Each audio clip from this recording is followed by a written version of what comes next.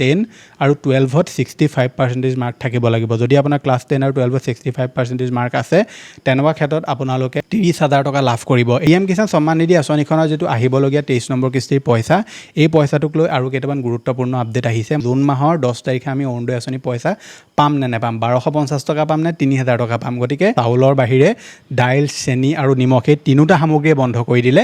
এতিয়া দাইল, চেনি আৰু নিমখ কেতিয়াৰ পৰা আকৌ চৰকাৰে দিব?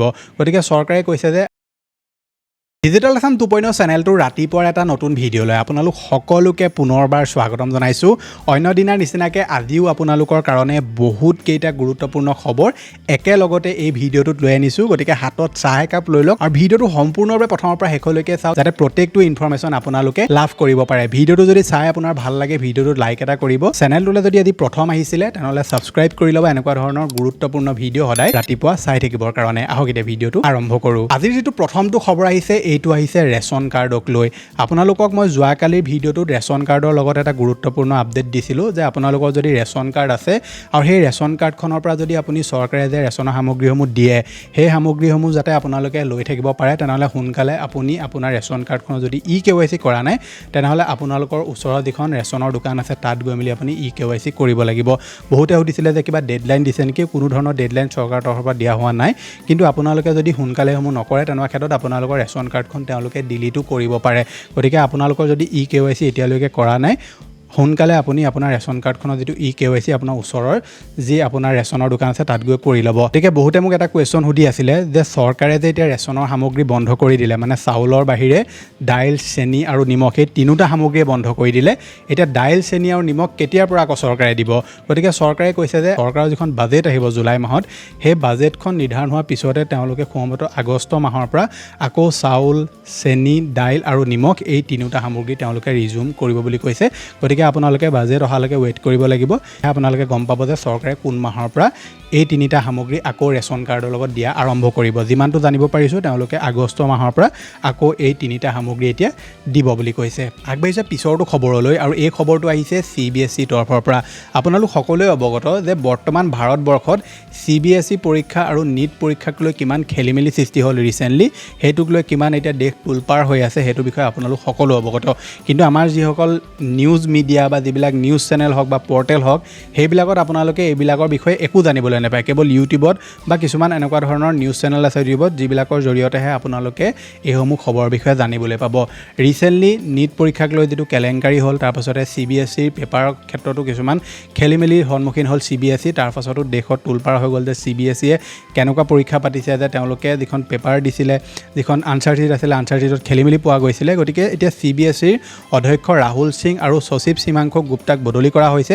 অন স্ক্ৰীন মাৰ্কিং অৰ্থাৎ OSM প্ৰক্ৰিয়াত হোৱা অনিয়মৰ বাবে তদন্ত কমিটি গঠন। CBSEৰ কেন্দ্ৰীয় চৰকাৰৰ নিৰ্দেশ অনুসৰি বদলি CBSEৰ অধ্যক্ষ আৰু সচিবগৰাকীক। দ্বিতীয়টো খবৰো CBSEৰ লগতে জড়িত।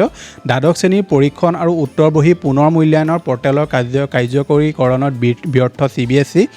1 জুনত পৰ্টেল মুকলিৰ বাবে সময়সীমা বান্ধি দিছে CBSEয়ে। গতিকে দ্বাদশ শ্ৰেণীৰ পৰীক্ষণ আৰু উত্তৰ বহীৰ যি পুনৰ মূল্যায়নৰ কাৰণে তেওঁলোকে এটা পৰ্টেল মুকলি কৰিম বুলি কৈছিলে, সেই পৰ্টেলৰ কাৰ্যকৰীকৰণত এতিয়া ব্যৰ্থ হৈছে CBSE। 1 জুনত পৰ্টেলটো তেওঁলোকে মুকলি কৰিম বুলি কৈছিলে, কিন্তু বৰ্তমান তেওঁলোকে সেইটো মুকলি কৰিব নোৱাৰিলে। আমাৰ দেশৰ যিটো এতিয়া এডুকেশ্যন ছিষ্টেম বা শিক্ষাখণ্ড সেইটো কিমান তললৈ গৈ আছে দিনক দিনে, সেইটো বিষয়ে আপোনালোকে নিজে বুজিব পাৰিছে। আৰু চবতকৈ ডাঙৰ কথাটো হৈছে কি, আমাৰ যিবিলাক মিডিয়া হয় বা যিবিলাক নিউজ চেনেল হয়, এইবিলাকে ইয়াৰ ওপৰত কোনো এনেকুৱা ডিবেট শ্ব' কৰা নাই। আৰু ডিবেট শ্ব' কৰি দিছে যদিও তাত কি হৈছে, কিছুমান তুলুঙা মন্তব্য কৰি বা কিছুমান ধৰি লওক চৰকাৰ পক্ষ হৈ কথা কৈ মেলি জাষ্ট সেইবিলাক ডিবেট সামৰি দিছে। আৰু আপোনালোকে যদি চাই ভালদৰে আপুনি ক'তো এনেকুৱা ধৰি লওক নিউজ চেনেল নাপায় যিটোৱে ৰিয়েলি কিবা এটা ধৰি লওক চৰকাৰ এগেইনষ্টত কথা কৈছে বা এইবিলাক পৰীক্ষাত কিয় বাৰে বাৰে কেলেংকাৰী হয় এইবিলাকৰ ওপৰত আপুনি মাত মতা ক'তো দেখিবলৈ নাপায়। কেৱল ইউটিউবত আপোনালোকে দেখিবলৈ পাব কিছুমান নিউজ চেনেল আছে, বাকী যিবিলাক ধৰি লওক আমাৰ ছ'চিয়েল মিডিয়াৰ যিসকল ইনফ্লুৱেঞ্চাৰ হয় তেওঁলোকে ইয়াৰ ওপৰত মাত মাতি আছে, ছাত্ৰসকলে মাত মাতি আছে। আৰু ৰিচেণ্টলি আৰু এটা ঘটনা ঘটি গ'ল কি, এগৰাকী ডাঙৰ নিউজ এংকৰে আমাৰ যি অনলাইন এডুকেটৰ হয় বা অনলাইন টিচাৰ হয় তেওঁলোকক এটা বহুত বেয়া অপমানিত ভাষা ইউজ কৰি কথা ক'লে। গতিকে তাৰ পাছতো এতিয়া আৰু হুলস্থুলৰ পৰিৱেশ সৃষ্টি হৈ আছে। গতিকে এইকেইদিন আপোনালোকে CBSE হওক বা NEET পৰীক্ষাক লৈ আহিবলগীয়া সময়ত আৰু আপোনালোকে আপডেট পাই থাকিব। আগবাঢ়ি যোৱা পিছৰটো খবৰলৈ, ইলেকশ্যন গুচি গ'ল, ইলেকশ্যনত বিজেপি জিকি গ'ল, যি বিৰোধী দল আছিলে কংগ্ৰেছ হওক বা অন্য যিকেইটা দল আছিলে মুখ ঠেকেচা খালে। গতিকে সেই সময়তে কংগ্ৰেছৰ ভিতৰৰ চৰাত যি খেলি মেলি সৃষ্টি হৈছিলে সেই খেলি মেলি এতিয়া শান্ত হোৱাৰ নাম নোলোৱা হৈছে। পুনৰ স্পষ্ট কংগ্ৰেছৰ তীব্ৰ অন্তকণ্ডল, হাইলাকান্দি জিলা কংগ্ৰেছৰ 4 সাধাৰণ সম্পাদকক দলৰ পৰা নিলম্বন কৰা হৈছে। প্ৰদেশ কংগ্ৰেছ সভাপতি গৌৰৱ গগৈৰ নিৰ্দেশত এই কঠোৰ পদক্ষেপ। নিলম্বন কৰা নেতা 4জন জাহানুদ্দিন চাৰি, মিতুজামান আৰু নজমুল। বিধায়ক আমিনুল হক লস্কৰৰ গুৰুত্বৰ দুৰ্ব্যৱহাৰ কৰাৰ অভিযোগ কংগ্ৰেছ ভৱনৰ পৰা বিধায়ক আমিনুল হক লস্কৰক খেদি পঠিয়ালে অভিযুক্তই। শনিবাৰৰ অনাকাংক্ষিক কাণ্ডৰ পাছতে দলে দলে অনুশাসনমূলক ব্যৱস্থা। নিলম্বিত 4জন নেতা বিধায়ক জুবেৰ আনমৰ অত্যন্ত ঘনিষ্ঠ। গতিকে এই যিসমূহ ঘটনা বৰ্তমান কংগ্ৰেছত চলি আছে, কংগ্ৰেছে ইলেকশ্যনটো হাৰি গ'ল আৰু ইলেকশ্যন কিয় হাৰিলে সেইখিনি কথা যদি আপুনি ভালদৰে যদি আপুনি চাই তেনেহ'লে নিশ্চয় বুজি পাব। ইয়াত মই ভোট চুৰি বা অন্য কিবা কথা কোৱা নাই আপোনালোকক। বিৰোধী দলে ইলেকশ্যনৰ আগত কেনেকুৱা ধৰণৰ কাম কৰে বা ইলেকশ্যনৰ সময়ত গৈ কাম কৰিবলৈ চেষ্টা কৰে, সেইকাৰণে ইলেকশ্যনত বাৰে বাৰে বিৰোধীয়ে মুখ ঠেকেচা খায়।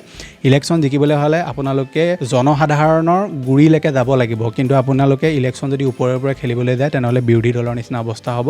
আৰু বৰ্তমান বিৰোধী দলত আৰু ভিতৰত এতিয়া কেলেংকাৰী হৈ আছে। ইয়াৰ ওপৰত আপোনালোকৰ মতামত কি নিশ্চয় তলত কমেণ্ট এটা কৰি জনাবলৈ নাপাহৰিব।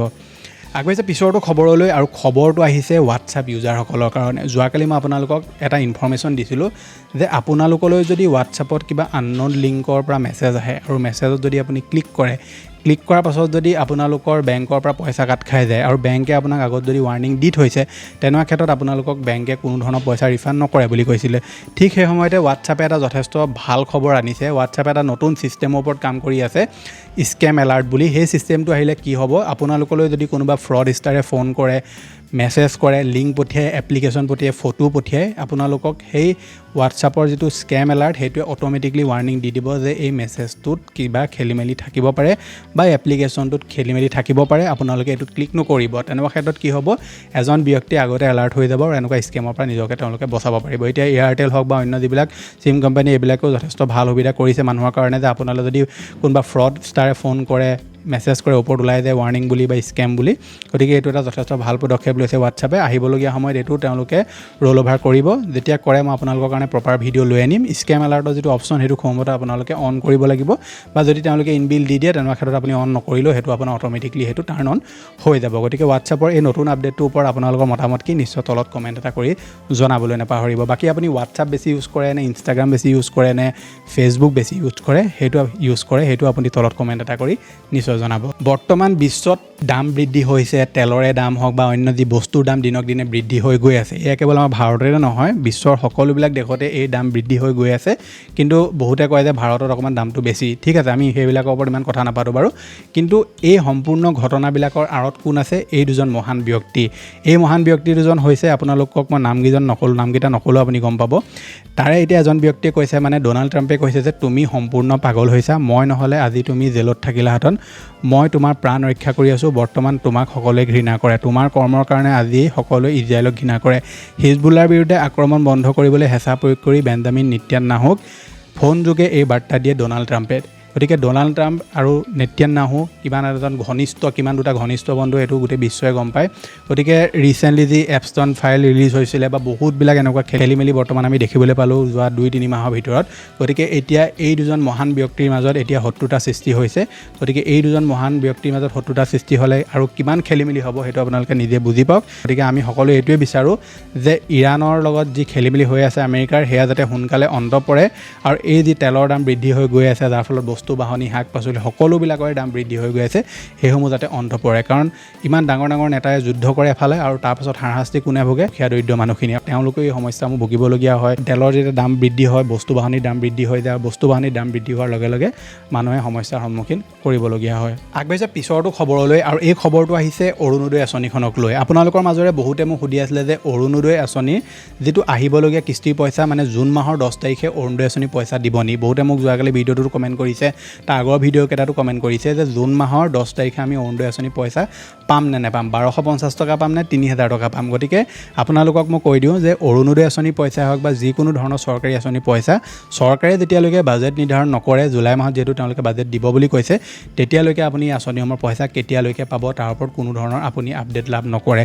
চৰকাৰে এই বাজেট দিয়াৰ পিছতহে বাজেটত উল্লেখ কৰিব যে তেওঁলোকে অৰুণোদয় হওক বা ৰেচন কাৰ্ডৰ সামগ্ৰীয়ে হওক, এইসমূহ বস্তুত কেতিয়াৰ পৰা বা কোন মাহৰ পৰা তেওঁলোকে ইনক্ৰিজ কৰিব বা কোন মাহৰ পৰা তেওঁলোকে আঁচনিসমূহ আকৌ আৰম্ভ কৰিব আমি জুলাই মাহতে জানিবলৈ পাম। গতিকে তাৰ আগত আপোনালোকে অৰুণোদয় আঁচনিৰ নতুন আবেদন, অৰুণোদয় আঁচনিৰ আগৰ যিসকল আবেদনকাৰী তেওঁলোকৰ পইচা এইসমূহ আপুনি কোনো ধৰণৰ লাভ নকৰে। গতিকে আপোনালোকে যদি অৰুণোদয় আঁচনিৰ নামত ক'ৰবাত অনলাইন কাম কৰিছে বা অৰুণোদয় আঁচনিৰ ফৰ্ম ফিলাপৰ নামত ক'ৰবাত পইচা দি আছে, এইসমূহ কেতিয়াও নকৰিব। এইসমূহ কৰিলে আপোনালোকৰ পইচাকেইটা এনে যাব আৰু আপুনি কোনো ধৰণৰ ইয়াৰ পৰা সুবিধা লাভ নকৰিব। গতিকে ইয়াৰ ওপৰত যদি অফিচিয়েল আপডেট আহিব মই নিশ্চয় আপোনালোকক জনাই দিম। গতিকে প্ৰত্যেকটো আপডেট পাই থাকিবৰ কাৰণে আমাৰ চেনেলটো ছাবস্ক্ৰাইব কৰি ল'ব, লগতে আমাৰ হোৱাটছআপ চেনেলটোও জইন কৰি ল'ব, যিটো টোটেলি ফ্ৰী হয়। লিংকটো মই ডেছক্ৰিপশ্যনত দি থোৱা আছে। PM কিষাণ ৰিলেটেড এইকেইদিন বহুত ৰেগুলাৰ আপডেট আহি আছে, সেইকাৰণে আপোনালোকক দি আছোঁ। PM কিষাণ সন্মান নিধি আঁচনিখনৰ যিটো আহিবলগীয়া 23 নম্বৰ কিস্তিৰ পইচা, এই পইচাটোক লৈ আৰু কেইটামান গুৰুত্বপূৰ্ণ আপডেট আহিছে। মই যোৱাকালি ভিডিঅ'টোত আপোনালোকক কৈছিলোঁ যে আপুনি PM কিষাণৰ পইচা যদি পাব বিচাৰে তেনেহ'লে আপুনি কেইটামান কাম কৰিব লাগিব। যদি সেইকেইটা নকৰে আপুনি 2000 টকা কিস্তিটো লাভ নকৰে। গতিকে এতিয়া আৰু এটা আপডেট আহিছে যে PM কিষাণ সন্মান নিধি আঁচনিৰ যিকেইটা নতুন নিয়ম চৰকাৰে বনাইছিলে সেইকেইটাৰ ভিতৰত যদি আপুনি নপৰে তেনেহ'লেও PM কিষাণৰ পইচা লাভ নকৰিব। যেনে আপোনালোকৰ ঘৰত যদি 2জন বা 3জন ব্যক্তিয়ে PM কিষাণৰ পইচা লাভ কৰে তেনেহ'লে আপোনালোকৰ ফিজিকেল ভেৰিফিকেশ্যন হ'ব। লগতে আপোনালোকৰ যদি মাটি 2 ফেব্ৰুৱাৰী 2019ৰ পিছত লোৱা হয় তেনেকুৱা ক্ষেত্ৰতো আপোনালোকৰ এটা ভেৰিফিকেশ্যন হ'ব। এইসমূহ ভেৰিফিকেশ্যন আপোনালোকে কৰিব লাগিব নে নালাগে যদি জানিব বিচাৰে তেনেহ'লে আপোনালোকে PM কিষাণৰ অফিচিয়েল ৱেবছাইটটোত গৈ ষ্টেটাছটো চেক কৰিব। তাত যদি ইনএলিজিবল দেখুৱাই আছে তেনেকুৱা ক্ষেত্ৰত জানিব যে আপোনাৰ সমস্যা হৈ আছে আৰু আপুনি সেইখিনি এগ্ৰিকালচাৰ অফিচত গৈ ঠিক কৰিব লাগিব। বাকী আপুনি KYC কৰাটো বাধ্যতামূলক। লগতে ফাৰ্মাৰ ৰেজিষ্ট্ৰেশ্যন যদি নাই কৰা সোনকালে CSC চেণ্টাৰ ভিজিট কৰি আপুনি ফাৰ্মাৰ ৰেজিষ্ট্ৰেশ্যন কৰি লওক। এইসমূহ কাম আপুনি পৰাপক্ষত জুনৰ 10 তাৰিখমানৰ আগতে আপুনি কৰিবলৈ চেষ্টা কৰক। যদি আপোনাৰ কিবা খেলিমেলি হৈ আছে, যদি একো খেলিমেলি হৈ থকা নাই তেনেহ'লে আপোনাৰ কোনো ধৰণৰ প্ৰব্লেম নহয়। গতিকে PM কিষাণ সন্মান নিধি আঁচনিখনৰ যিটো 23 নম্বৰ কিস্তিৰ পইচা এইটো পাবৰ কাৰণে আপোনালোকে এইকেইটা কাম এতিয়া কৰি ল'ব লাগিব। আগবাঢ়িছোঁ যে শেষৰটো খবৰলৈ। এখন স্কলাৰশ্বিপ চলি আছে যিখন হৈছে ডক্টৰ ৰাজেন্দ্ৰ প্ৰসাদ স্কলাৰশ্বিপ 2026-27। এই স্কলাৰশ্বিপখনত যদি আপুনি এপ্লাই কৰিব বিচাৰে তেনেহ'লে লাষ্ট ডেট হৈছে 28 জুন। মই ভিডিঅ' বনাই থকালৈকে 28 জুন হৈছে লাষ্ট ডেট। গতিকে ইয়াত এপ্লাই কৰিবলৈ হ'লে আপোনালোকৰ ক্লাছ 10 আৰু 12ত 65% মাৰ্ক থাকিব লাগিব। যদি আপোনাৰ ক্লাছ 10 আৰু 12ত 65% মাৰ্ক আছে তেনেকুৱা ক্ষেত্ৰত আপোনালোকে 30,000 টকা লাভ কৰিব। এতিয়া এই পইচাটো পাবৰ কাৰণে আপুনি এপ্লাই কেনেকৈ কৰিব, এপ্লাই কৰিবলৈ হ'লে নথি পত্ৰ কি লাগিব সেইটো কৈ দিওঁ। তাৰ আগতে কৈ দিওঁ যে চৰকাৰী হওক বা বেচৰকাৰী হওক য'তেই আপুনি পঢ়া হওক আপুনি এপ্লাই কৰিব পাৰিব, কিন্তু আপোনাৰ পাৰ্চেণ্টেজ 65তকৈ ওপৰত হ'ব লাগিব বা 65 হ'ব লাগিব। এতিয়া কথা হৈছে যে ডকুমেণ্টছ কি লাগিব সেইটোও কৈ থৈ যাওঁ। ডকুমেণ্টছ আপোনালোকৰ আধাৰ কাৰ্ড লাগিব, মাৰ্কশ্বিট লাগিব, এডমিশ্যন ৰিচিপ্ট লাগিব, ইনকম চাৰ্টিফিকেট লাগিব, বেংক একাউণ্টৰ পাছবুকৰ ফটোকপি লাগিব, ঘৰৰ ফটো লাগিব। লগতে আপোনালোকে এতিয়া যিটো ধৰি লওক পঢ়ি আছে বোলে, আপুনি গ্ৰেজুৱেশ্যন কৰি আছে বা ধৰি লওক আপোনালোকে এতিয়া বোলে হায়াৰ ছেকেণ্ডেৰী ফাৰ্ষ্ট ইয়েৰত পঢ়ি আছে, গতিকে আপোনালোকৰ কোৰ্চটোত কিমান টিউশ্যন ফিজ লাগিব, কিমান কিতাপৰ ফিজ লাগিব, অহা যোৱা কিমান খৰচ, এই সকলোবিলাক আপোনালোকে এখন তালিকা বনাব লাগিব। সেই তালিকাখনত আপোনালোকৰ স্কুল বা কলেজৰ মোহৰ লাগিব। এতিয়া যদি হায়াৰ ছেকেণ্ডেৰী ফাৰ্ষ্ট ইয়েৰত পঢ়ি আছে তেনেহ'লে কলেজৰ লাগিব, গ্ৰেজুৱেশ্যনো যদি কৰি আছে কলেজৰ আপোনালোকৰ চিল মোহৰ তাত লাগিব, কলেজ এখন এপ্ৰুভ কৰা হ'ব লাগিব। আৰু সেইকেইটা নথি পত্ৰ আপোনালোকে গোটাই বাডি ফৰ ষ্টাডি যিটো ৱেবছাইট আছে তাত গৈ আপুনি এপ্লাই কৰিব পাৰে। বাকী আমাৰ থ্ৰুদি যদি আপুনি এপ্লাই কৰিব বিচাৰে তেনেহ'লে মই নম্বৰ দি থোৱা আছে, এইটোতো আপোনালোকে যোগাযোগ কৰি আমাৰ লগত আপুনি স্কলাৰশ্বিপটোৰ কাৰণে এপ্লাই কৰিব পাৰে। গতিকে এইকেইটা আছিলে এতিয়া আপোনালোকক দিবলগীয়া গুৰুত্বপূৰ্ণ আপডেট। আশা কৰিছোঁ আপোনালোকে ভিডিঅ'টো চাই ভাল পালে। যদি ভাল পালে ভিডিঅ'টোত লাইক কৰিব, চেনেলটোলৈ যদি প্ৰথম আহিছিলে ছাবস্ক্ৰাইব কৰি ল'ব এনেকুৱা ধৰণৰ ইনফৰ্মেটিভ ভিডিঅ' ৰেগুলাৰ চাই থাকিবৰ কাৰণে। লগতে আপুনি আমাৰ চেনেলত আৰু লগতে আপোনালোকে এই ভিডিঅ'টোত আৰু কেনেকুৱা ধৰণৰ নিউজ চাব বিচাৰে তাৰ বিষয়ে যদি আপুনি কিবা ক'ব বিচাৰে কমেণ্ট বক্সত জনাবলৈ নিশ্চয় নাপাহৰিব। মই লগ পাম এটা অন্য ভিডিঅ'ত কাইলৈ। আজিলৈ ধন্যবাদ।